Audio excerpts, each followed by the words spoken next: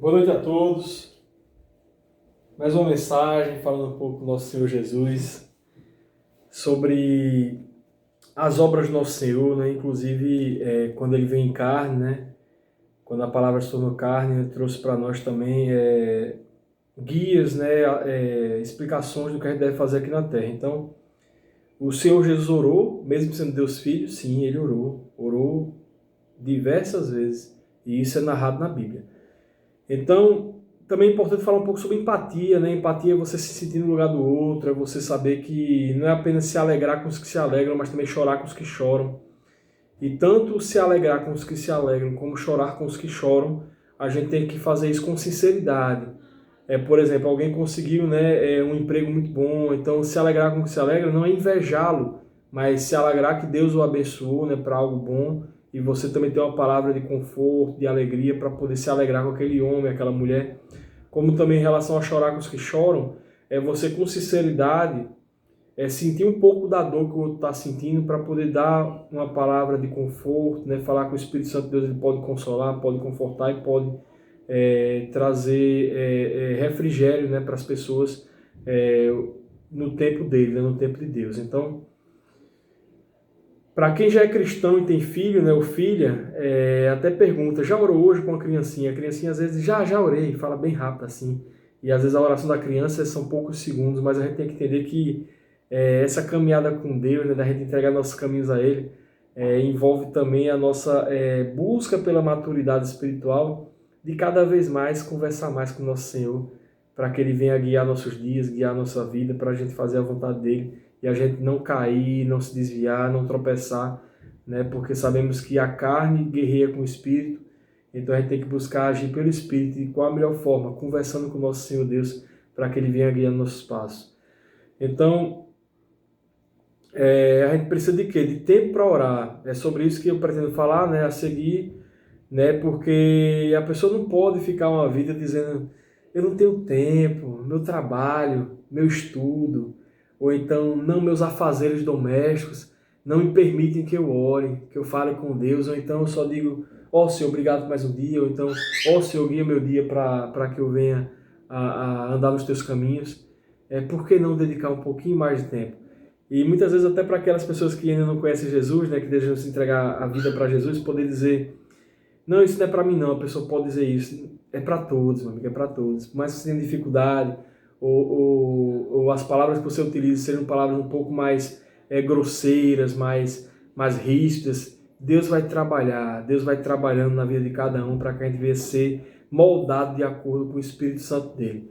Tá bom? Então vamos adiante. Não podia deixar de falar de Daniel, capítulo 6, versículos 10 a 13. Quando Daniel soube que o decreto tinha sido publicado, foi para casa, para o seu quarto, no andar de cima, onde as janelas davam para Jerusalém. 3 vezes por dia ele se ajoelhava e orava, agradecendo ao seu Deus, como costumava fazer. Então aqueles homens foram ver e encontraram Daniel orando, pedindo ajuda a Deus. Assim foram falar com o rei acerca do decreto real. Tu não publicaste um decreto ordenando que nos próximos 30 dias todo aquele que fizesse algum pedido a qualquer Deus ou a qualquer homem, exceto a ti, ó rei, seria lançado na cova dos leões? O rei respondeu: o decreto está em vigor, conforme a lei dos médios e dos persas, que não pode ser revogada. Então disseram ao rei: Daniel, um dos exilados de Judá, não te dá ouvidos, ó rei, nem ao decreto que assinaste. Ele cultuou orando 3 vezes ao dia. Como já conversamos, né? Nós devemos amar a Deus sobre todas as coisas. Então, se porventura leis de homens, lei de pessoas, regras, eles acabam dizendo que nós não devemos fazer algo que vai desagradar nosso Deus, ou vai ferir algum mandamento que nosso Deus, nosso Senhor Jesus nos ordenou, nos ensinou e nos capacitou para fazermos, a gente desobedece a instrução da lei para fazer a vontade de Jesus, mesmo enfrentando as consequências. Então, isso no Antigo Testamento, né, aconteceu, no Novo Testamento também. Então, primeiro Deus sobre todas as coisas. Inclusive, tem um segundo mandamento que é amar o próximo como a si mesmo. Bem, nós amamos o próximo como nós mesmos, só que os cristãos, né, nós cristãos, a gente tem um costume de orar, né, e pedir para Jesus voltar, né, o mais rápido possível. Maranata, ora vem, Senhor Jesus. Então, independe da situação de todos, né, porque a gente está pedindo algo que o próprio Senhor nos ensinou a pedir, né, a peticioná-lo, né, em nossas orações, como o apóstolo Paulo já discorreu, né, e na Bíblia, né, temos muito sobre essa questão, né, pedir para Deus antecipar a vinda do nosso Senhor Jesus, ou vir né, o mais rápido puder, né, no tempo dele, é claro, porque Deus que sabe o dia que ele voltará. Então, Lucas capítulo 18, versículo 1. Então Jesus contou aos seus discípulos uma parábola para mostrar-lhes que eles deviam orar sempre e nunca desanimar. Em Tiago capítulo 5, versículos 16 a 20. Portanto, confessem seus pecados uns aos outros e orem uns pelos outros para serem curados. A oração do justo é poderosa e eficaz. Elias era humano como nós, ele orou fervorosamente para que não chovesse, e não choveu sobre a terra durante 3 anos e meio. Orou outra vez, e o céu enviou chuva, e a terra produziu seus frutos. Meus irmãos, se algum de vocês se desviar da verdade e alguém trouxer de volta, lembrem-se disso. Quem converte um pecador do erro do seu caminho salvará a vida dessa pessoa e fará que muitíssimos pecados sejam perdoados. Então observe o poder da oração. Inclusive a gente orar por alguém que a gente vê, não, meu irmão está tropeçando aqui, eu vou orar por ele, vou pedir a Deus, Deus, por favor, eu sei que a tua vontade é soberana, mas por favor, traz de volta esse meu irmão, essa minha irmã para os teus caminhos, Senhor. Ou então até pessoas que você sabe que ainda não conheceram Jesus, Senhor Deus, o Senhor tem todo o controle de quem está no teu livro, no livro da vida. Então, se for tua vontade, que esse meu familiar, esse meu conhecido, esse meu amigo, essa minha amiga, possam conhecer do teu amor e possam entregar a vida a ti. Né? Até eu falou aqui, oi meu amor, a falou porque, né, até animais, né, Deus pode fazer com que eles o glorifiquem, como de fato a natureza glorifica a Deus e a natureza clama para que venha, né, o reinado em que a natureza não vai sofrer tanto como tem sofrido por causa do pecado, o pecado do homem. Né? Então, 1 Tessalonicenses 5, versículos 17 a 22. Orem continuamente, deem graças em todas as circunstâncias, pois essa é a vontade de Deus para vocês em Cristo Jesus. Não apaguem o Espírito, qual é o Espírito? O Espírito Santo de Deus. Não tratem com desprezo as profecias, mas ponham à prova todas as coisas e fiquem com o que é bom. Então, até em pregações, né, a gente vê que a pessoa está pregando, aí você observa, não, o pregador, ele está, nessa passagem aqui, ele agiu pela carne, porque ele desconsiderou isso aqui da Bíblia. Então você retém o que? Retém o que é bom, né? O pessoal até, eu já ouvi até, né, o filho de um obreiro, né, que eu conheci, né, uma pessoa da igreja, que diz, olha, receber da palavra de Deus, receber as mensagens do que está ensinando, é como um peixe que você vai se alimentar dele. Você come, né, a carne do peixe, as coisas, mas a espinha você não come para não se engasgar, não prejudicar a sua saúde, né? Então, afaste-se de toda forma de mal. Esse é o versículo 22 de 1 Tessalonicenses capítulo 5. Em Lucas capítulo 21, versículo 36. Estejam sempre atentos e orem para que vocês possam escapar de tudo que está para acontecer e estar de pé diante do Filho do Homem. Isso foi Jesus orientando os apóstolos, né? E vamos agora para Lucas capítulo 22, versículos 40 a 46. Chegando ao lugar, ele lhes disse, orem para que vocês não caiam em tentação. A orientação do nosso Senhor Jesus para que os apóstolos ficassem em oração. Então o Senhor Jesus ele se afastou deles a uma pequena distância, ajoelhou-se e começou a orar. Pai, se queres, afaste-me esse cálice, contudo não seja feita a minha vontade, mas a tua. Apareceu-lhe então um anjo do céu que o fortalecia. Estando angustiado, ele orou ainda mais intensamente, e o seu suor era como gotas de sangue que caíam no chão. Quando se levantou da oração e voltou aos discípulos, encontrou-os dormindo, dominados pela tristeza. Por que estão dormindo? Perguntou-lhes. Levantem-se e orem para que vocês não caiam em tentação. A importância da oração, não importa a tribulação, não importa a dificuldade, não importa se o problema é um problema financeiro, se o problema é um problema na família, se o problema é um problema no casamento, se é um problema de saúde, não importa, a gente tem que buscar, orar, fazer a vontade de Deus, entregar-se aos caminhos dele, porque sendo uma provação a gente mostra, Senhor Deus, aqui diante das minhas dificuldades, das minhas angústias, diante das minhas aflições, diante das minhas tribulações, eu não abro mão de estar buscando a Ti, eu não abro mão de estar perto de Ti, eu não abro mão de estar cada vez mais buscando me aproximar e buscando ser Teu filho. Eu sou um servo, eu sou uma serva para fazer a Tua vontade, mas como eu gostaria, Senhor, de ser Teu filho, de ser Teu irmão, de ser Tua irmã.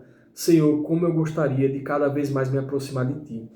Em 1 João capítulo 5, versículos 16 a 21, se alguém vir seu irmão cometer pecado, não leva a morte, e ore, Deus lhe dará a vida. Refiro-me àqueles cujo pecado não leva a morte. Há pecado que leva a morte, não estou dizendo que se deva orar por esse. Toda injustiça é pecado, mas há pecado que não leva a morte. Sabemos que todo aquele que é nascido de Deus não está no pecado, aquele que nasceu de Deus o protege e o maligno não o atinge. Sabemos que somos de Deus e que o mundo todo está sob o poder do maligno. Sabemos também que o Filho de Deus veio e nos deu entendimento para que conheçamos aquele que é o verdadeiro, e nós estamos naquele que é o verdadeiro, em seu Filho Jesus Cristo. Esse é o verdadeiro Deus e a vida eterna. Filhinhos, guardem-se dos ídolos, guardem-se da idolatria, guardem-se das coisas que afastam o homem e a mulher de Deus. Então, guarde-se dos ídolos é não ter ídolos para si, né? Não é idolatrar nada e buscar em Deus, né? A salvação, buscar em Deus a vida em abundância, buscar em Deus é a solução para todos os problemas que enfrentamos ao longo da vida. Em Mateus capítulo 5, versículo 44, mas eu digo, amem seus inimigos e orem por aqueles que os perseguem, ou seja, até por aqueles que nos perseguem nós devemos orar, né? Orar porque é o que a palavra de Deus diz. Em Hebreus capítulo 10, versículos 35 a 39, por isso não abram mão da confiança que vocês têm, ela será ricamente recompensada. Vocês precisam perseverar, de modo que quando tiverem feito a vontade de Deus, recebam o que ele prometeu. Pois em breve, muito em breve, aquele que vem virá e não demorará, mas o meu justo viverá pela fé, e se retroceder não me agradarei dele. Nós, porém, não somos dos que retrocedem e são destruídos, mas dos que creem e são salvos. O Salmo 37, versículo 39, Salmo 37, né, versículo 39. Do Senhor vem a salvação dos justos. Ele é a sua fortaleza na hora da adversidade. Então, quem é nossa fortaleza na hora da adversidade? O Senhor. Em Lucas capítulo 8, versículos 4 a 18. Reunindo sua grande multidão e vindo Jesus gente de várias cidades, ele contou essa parábola. O semeador saiu a semear. Enquanto lançava a semente, parte dela caiu à beira do caminho, foi pisada e as aves do céu a comeram. Parte dela caiu sobre as pedras e quando germinou as plantas secaram porque não havia umidade. Outra parte caiu entre espinhos que cresceram com ela e sufocaram as plantas. Outra ainda caiu em boa terra, cresceu e deu boa colheita, a 100 por 1. Tendo dito isso, exclamou, aquele que tem ouvidos para ouvir, ouça. Seus discípulos perguntaram-lhe o que significava aquela parábola. Ele disse, a vocês foi dado o conhecimento dos mistérios do reino de Deus, mas aos outros falo por parábolas para que vendo não vejam e ouvindo não entendam. Esse é o significado da parábola. A semente é a palavra de Deus. As que caíram à beira do caminho são os que ouvem e então vem o diabo e tira a palavra dos seus corações, para que não creiam e não sejam salvos. São aqueles que ainda não conheceram Jesus ou que escutam de alguém a palavra de Deus, mas rapidamente o inimigo de Deus, né, o inimigo das nossas almas, ele tira o que foi semeado ali e aquela semente não germina, aquela semente não cresce, aquela semente não frutifica. Vamos adiante. As que caíram sob as pedras são os que recebem a palavra com alegria quando a ouvem, mas não têm raiz. Creem durante algum tempo, mas desistem na hora da provação. Então, na hora da provação, a pessoa se afasta de Deus. Também não é para isso acontecer entre nós, não é para acontecer entre as pessoas. Eu estou aqui, como eu falei, eu coloco exemplificadamente que aqui tem uma igreja de Jesus, casa de oração, mas por quê? Porque o nosso Senhor Jesus, Evangelho segundo Mateus, Evangelho segundo Lucas, Evangelho segundo Marcos, falou que a casa dele, a casa de Jesus, é a casa de oração. Então eu busco simbolizar e simplificar com o que Jesus falou, porque eu não estou aqui para me desviar do que o Senhor falou.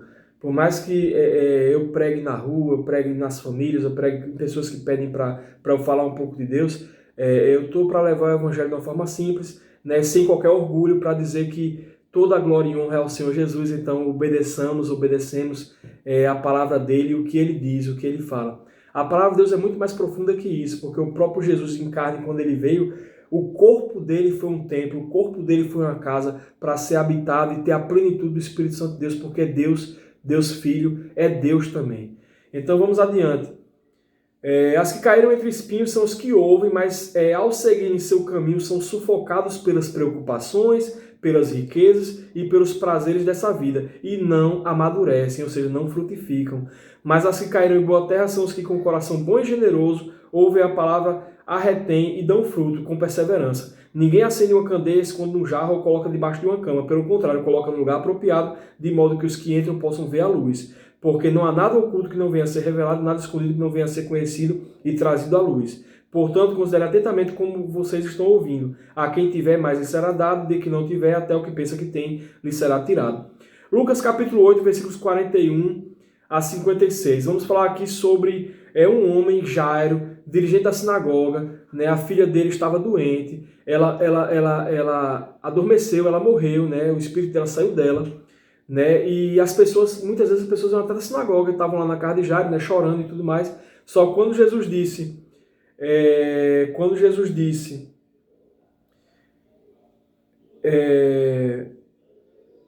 Jesus disse a Jairo, não tenha medo, tão somente creia, e ela será curada. Por quê? Porque o dirigente, enquanto Jesus ainda estava falando, chegou alguém da casa de Jairo, o dirigente da sinagoga, e disse, sua filha morreu, não incomode mais o mestre. Então Jesus disse, ouvindo isso, Jesus disse ao Jairo, não tenha medo, tão somente creia, e ela será curada. Então, quando chegou a casa de Jairo, não deixou ninguém entrar com ele, exceto Pedro, João, Tiago e o pai e a mãe da criança. Enquanto isso, todo o povo estava se lamentando e chorando por ela. Não chore, disse Jesus, ela não está morta, mas dorme. Então todos começaram a rir dele, pois sabiam que ela estava morta. Mas ele a tomou pela mão e disse, menina, levante-se. O espírito dela voltou e ela se levantou imediatamente. Então Jesus lhe ordenou que lhes dessem de comer. Os pais dela ficaram maravilhados, mas ele lhes ordenou que não contassem a ninguém o que tinha acontecido. É sugestão de leitura, eu vou colocar as referências bíblicas, se o senhor permitir. Então o que eu quero dizer é que as pessoas têm que entender, nós temos que entender que nós temos que ser sinceros com o nosso sentimento, a nossa sensação. As pessoas ali estavam diante de uma menina que tinha morrido, e estavam chorando, mas ao Jesus dizer que ela dormia, começaram a rir dele, começaram aquele termo que o pessoal diz, chacota. Então, realmente, aquele sentimento de tristeza que estava dentro daquelas pessoas era um sentimento puro, era um sentimento sincero, ou eram pessoas que, por exemplo, olham uma pessoa em dificuldade, em tribulação, passando por uma enfermidade muito, muito grande, às vezes até um câncer que está já em metástase, aí a pessoa diz de repente, não, aquela pessoa aí está sofrendo desse jeito porque é muito pecador. Por que não orar por aquela pessoa? Por que não compartilhar do amor? Por que não chorar com os que choram? Por que não, inclusive, chegar no irmão também que está com dificuldade financeira, ou naquela família que está passando por um problema no relacionamento, e orar por ela, orar por eles, falar que aquilo é uma provação que vai poder ser superada, que vai poder ser vencida em nome do Senhor Jesus Cristo, Sempre a vontade de Deus acima da nossa vontade, mas como Deus mesmo disse que ele odeia o divórcio, Deus odeia a separação dele, porque a ira de Deus permanece sobre aqueles que não temem, que não creem no Filho dele. Então, o que é que temos que fazer? Buscar resplandecer o amor de Deus, a luz de Deus, para as outras pessoas, para que aquelas pessoas também conheçam do amor verdadeiro, que é o amor do nosso Senhor Jesus Cristo. Então, a palavra de Deus foi essa hoje. Que Jesus abençoe cada um de vocês e fiquem com Deus.